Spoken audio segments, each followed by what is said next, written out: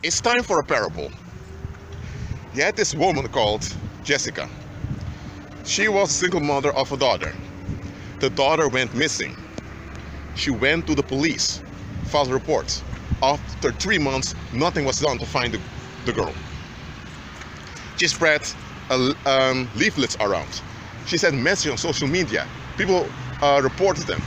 Nobody seemed to care about it. But this woman, she wrote angry letters to the governor of her province. The governor didn't respond. She kept sending many letters. Then she began to send letters to mobsters that were around. And she was complaining with the mobsters that her daughter went missing and people don't want to help her. The mobsters were thinking, what does this have to do with us? We're selling drugs or we are into prostitution. What is this woman doing here? Well, her daughter used to go to nightclubs, so she thought maybe those mobsters know her daughter. The mobsters reported to the local chief of the mafia. And this chief, when he heard about it, oh dear, he was very angry. Because he was thinking, hold on a minute, how can such a beautiful young girl go missing and nobody cares about it? Huh? So he told those mobsters who were working for him, go and find out everything you can about this girl and about everyone she was hanging around with. The police didn't do much about it, but those mobsters, they listened to their chief and they found out a lot of stuff. They found out a lot of disturbing stuff. And you know what those mobsters did on the, the order of the chief? They sent letters with bullets to all the people that harassed that missing young woman. All those so-called fake friends that talked behind her back. All those two ex-boyfriends that treated her like crap. Her teachers, including relatives, received letters with bullets. And with some of them, they even had graffiti sprayed all over their house, all over the walls of their houses. When all people realized what was going on, they knew it was serious. They later found out that this young girl was dead. She died as a result of a robbery. And the police did its utmost best to find out who robbed the girl and killed her. But that's not all. The mobsters, on the appointment of their chief, also made everyone, absolutely everyone, who had some negative view, negative opinion about this girl that was missing and killed, they made each of them pay thousands of euros ransom to the mother, who was not only a single mother now, she was a single mother of a dead daughter. And it ended up that each month that woman received thousands of euros compensation. Why? Because those mobsters for years kept haunting those people that agreed negatively about that young woman. It's because those people agreed negative upon her that she got negative contention around her, and that negative contention attracted the guy that robbed her and killed her. So even though they didn't use a knife themselves, they contributed to what became her doom. And the chief of that mafia, who was a pagan, understood this. He made sure that for the rest of their lives, they had to pay money, large sums of their income, to that woman who lost her daughter. Now, this is a parable that I made up, and it's inspired by the parable of the unjust judge that Christ himself used. About this judge, we had this widow coming to him, pleading for justice, but the judge didn't want to give in because the judge thought, I don't care about God and I don't bother with other people. But that judge realized, even though I don't care about God and I don't bother with other people, I better vindicate this woman, or else she will keep bothering me.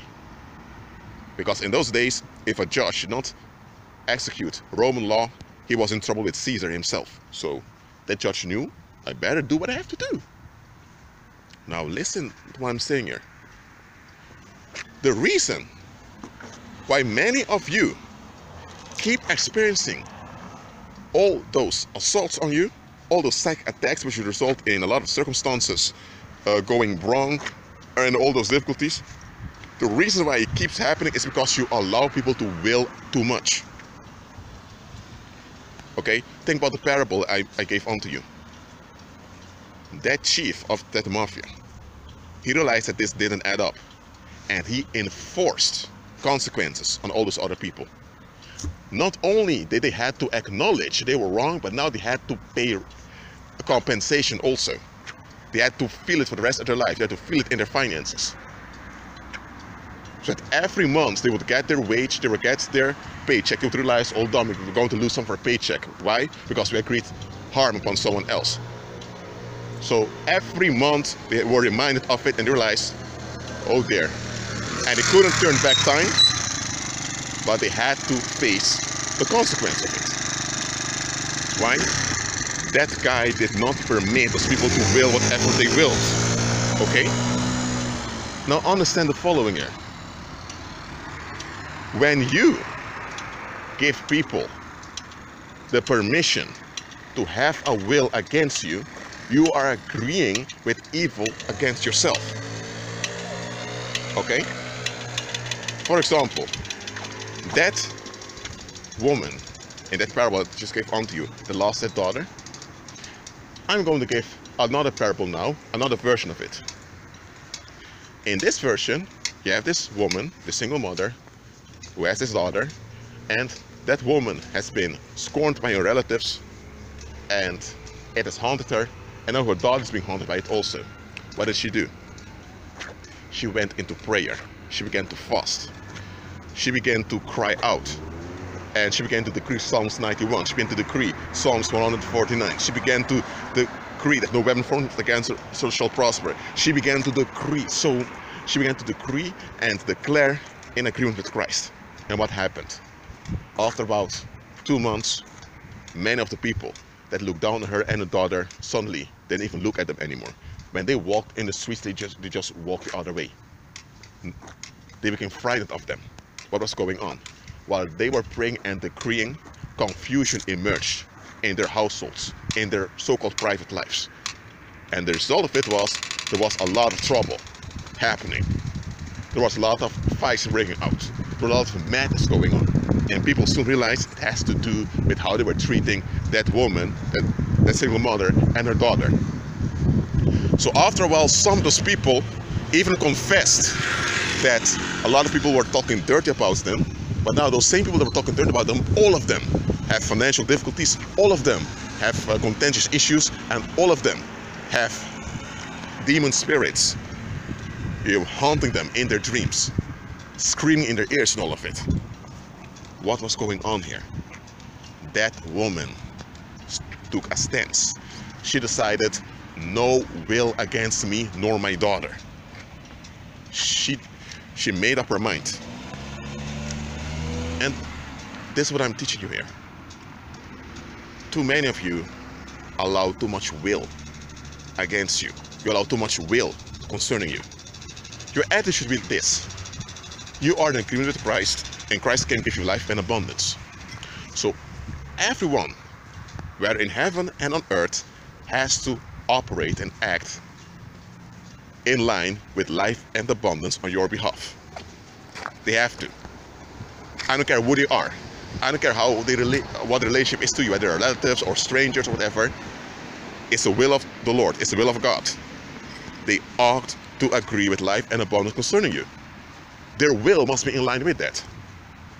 Anyone who agrees differently must face repercussions. Anyone that decides to operate in rejection towards you must face repercussions. Anyone that talks bad about you, avoids you, ignores you and all of that, repercussions. Haunting them day and night wherever they are. There's no saying I'm sorry and leave it all behind and they are at ease in their relief just to be left alone. There's no being left alone for them. Repercussions until they repent and comply with justice. No compliance with justice, no amnesty. That's what your attitude ought to be. But pagan Christianity taught you to leave people alone, it's their will, blah, blah, blah, and all of that. Look, I'm not telling you to use a gun and to change people's wills by force, no. You don't even need a gun. Agree with Christ. Make up your mind that nobody can will against you. Okay? When you do that, you operate in it, you'll see. People will begin to fight, to resist you and all that, but suddenly it will all stop. Not because the fight has stopped, but because there are repercussions. And repercussions are so costly for those people that they realize, don't admit, we need to stop this. Suddenly they'll know how to smile to you. Suddenly they know how to behave well towards you. Suddenly they know how to say hi to you when they see you. Suddenly they know how to behave. They always knew how to behave. You just thought they could just get away with what they will. Now they know they can't. Now, was in the parable I gave in the beginning of this video, in the beginning when that single mother went to look for a daughter, and the people didn't respond to it, people didn't care about it. What was the difference with the second parable? Judgment. In the first parable there was no judgment, so the people could just be at ease, willing what they will. They could smoke cigarettes, go to parties, go to clubs, doing whatever they wanted, and just forget about the case, if those people never existed. In the second parable there was judgment, and wherever they were, whether in heaven and on earth, well, human beings are only on the earth, so wherever they were on the earth, judgment was haunting them. So they knew, oh there, this can't continue.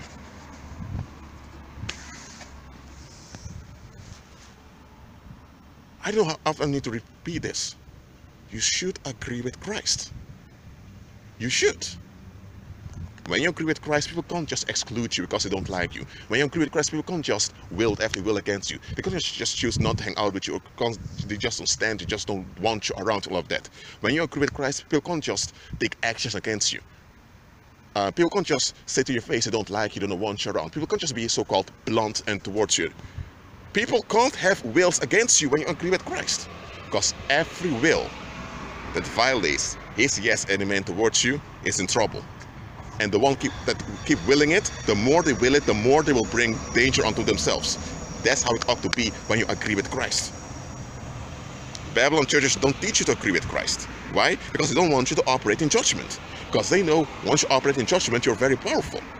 And that's what I am. I'm very powerful. That's why I can keep making these videos even in public over here, and nobody even dares to ask me what I'm doing. Nobody dares to keep looking dirt at me. Nobody dares to lay any finger on me. Because at a distance, when they even get that thought, let me say, the repercussions are already activated. They may see holy angelic beings looking angry at them. I know exactly what's going on, but they know, not going to happen over here. And you know what? I'm the type of guy, I'm not going to make it easy on people that decide to have something against me or say that they can't stand me. I'll show up where they are, into their face, blessed and anointed. And if they choose to keep holding onto that will onto them, they will burn on the inside. And the longer they hold onto it, they're the ones catching fire and they're the ones perishing. Christ is Lord of heaven and earth. I'm anointed by him. The earth is my home. So everyone that's in Christ's home, because the earth belongs to the Lord, will have to deal with me in the Christ-centered way. Because it's Christ, the earth is Christ's territory. Yes, it tolerates people to have their say here and there, but he only tolerates it. He is Lord. That means everywhere I am, whether in heaven and on earth, but I'm on the earth and I will be on the earth, nobody can will against me. There's no willing for free around here. The reason I keep mentioning that is because a lot of believers, the sake of praying Christianity, they put up with a lot of stuff they shouldn't put up with. Oh there.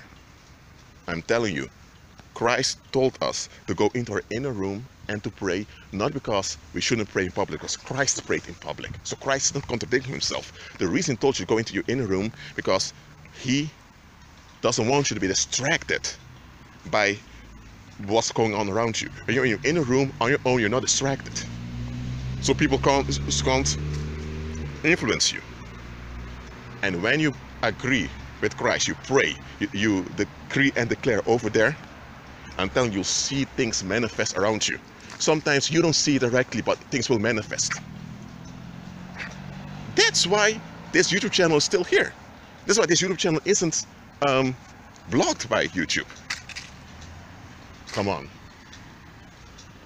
If you know anything about me, then you know that it's even a miracle I'm still walking around like this without anyone laying any hands on me.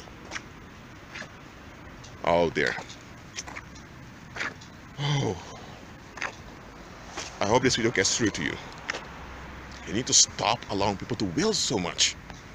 I'm not telling you to become a tyrant and to control people. I'm not telling you to do any of that. I'm not telling you to become an obsessive stalker with people. I'm not telling you to do that. I'm telling you to create Christ and so that it's explained to everyone in heaven and on earth, nobody wills for free here. If your will is out of line, you're out of line. People can deny your requests. People can have other preferences than you. I'm not saying people have to give in to you all the time, but oh dear, if they have a motive or a reason that can't be justified. If they can't give an account for their reasons, or if they already have this attitude, it's their life, it's their will, they can will what they will, they're in trouble wherever they are. And there's no amnesty for them until they repent and comply with justice 100%. The reason I don't have narcissists hovering around trying to get back into my life so they can victimize me is because there's judgment. Alright? And they sense and experience judgment. Them and those demons and those people that create them behind my back, they experience judgment. That's why they know with Aritasut, it's not going to happen. We can't hover over there. We can't will bad over there. I'm not making myself famous here. I'm just telling you, I agree with Christ. And the reason I gave a parable of criminals keeping the community in line, because that's what often happens in this world. Often, it's the criminals that keep the population in line. Because the population doesn't want to be kept in line. Okay, the population often goes way too far. Okay? Now, am I telling you to rely on criminals for justice? No. I'm telling you, even criminals, I'm not saying always, but often are far more practical than many of those people that claim to follow Christ. Look, as a former pagan, because when you grow up in a pagan environment, you're pagan. This is when you grow up in an Islamic environment, you're Islamic. You grow up in a French environment, you're French. Well, but that's what you got. When you grow up in a Catholic environment, you're Catholic. Now, as a former pagan, I became born again, I agree with Christ. Let me tell you, pagans, in general, whether they are from Australia or from Tibet or from Latin America, pagans in general are very practical. That's why they succeed. That's why they survive. That's why they endure. Even though they are in error, even though there are many side effects what they're doing, they endure. No, and didn't Christ told his believers to endure until the end?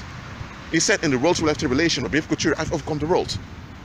So if even pagans who don't have any hope, who don't have any good, who don't have any certainty of good that they can expect, if even pagans who are in error have confidence to endure, then why aren't believers enduring? Believers should be the ones enduring. I'm enduring. Yes, I am. So, be encouraged. Do not allow people to will whatever they will concerning you. I'm not telling you to go after them and to fight with them, trying to set things straight. No. Operate in judgment, and you'll see the difference. Be at peace.